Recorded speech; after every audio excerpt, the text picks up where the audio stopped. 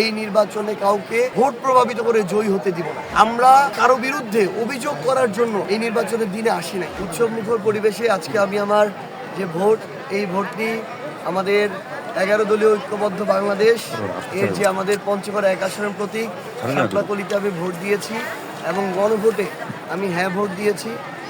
আমি আশা করছি যে আমরা সকল রাজনৈতিক দল যারা একটা অভ্যুত্থানের পরে হাজারের শহীদের জীবনের বিনিময়ে আমরা এই বাংলাদেশে অনেক আশা নিয়ে পরিবর্তনের আশায় নতুন গণতান্ত্রিক অগ্রযাত্রা আশায় যে ভোট দিলাম, আমরা একটা সুষ্ঠু নির্বাচন শেষ পর্যন্ত পাবো। আমরা সকল রাজনৈতিক দল এই জায়গায় যদি আমাদের ওইটুকু ন্যূনতম উদার মানসিকতা দেখাতে পারি, তাহলে একটা সুষ্ঠু নির্বাচন সম্ভব। এখানে সবচেয়ে বেশি প্রয়োজন হচ্ছে রাজনৈতিক দল যারা আছে, তাদের নেতাকর্মীরা যারা আছে, তাদের সহনশীল আচরণ।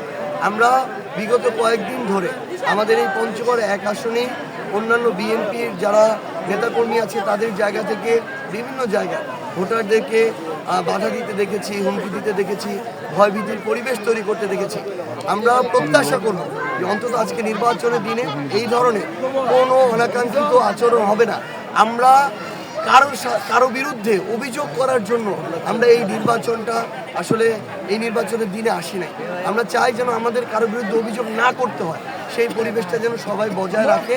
আমরা স্পষ্ট করে শুধু একটা জিনিস বলে দিচ্ছি, যদি প্রশাসন এবং সকলে মিলে একটু সুষ্ঠু ভোট আমাদের উপহার দিতে পারে, আমাদের জায়গা থেকে বিন্দুমাত্র কোনো অভিযোগ থাকবে না।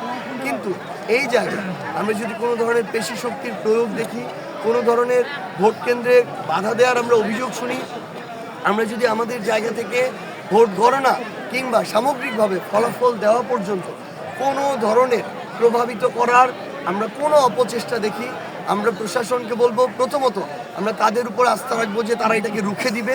তারা যদি তাদের জায়গায় এটাতে ব্যর্থ হয়, আমরা স্পষ্ট করে বলছি কাউকে বিন্দুমাত্র ভোটে প্রভাবিত করে আমরা আমাদের জায়গা থেকে এই নির্বাচনে কাউকে ভোট প্রভাবিত করে জয়ী হতে দিব না। আমরা স্পষ্ট করে এইটুকু বলতে চাই, আমরা সর্বোচ্চটুকু দিয়ে সহযোগিতা করব, কিন্তু আমরা চাই সবাই যেন তাদের জায়গা থেকে সহযোগিতা করে।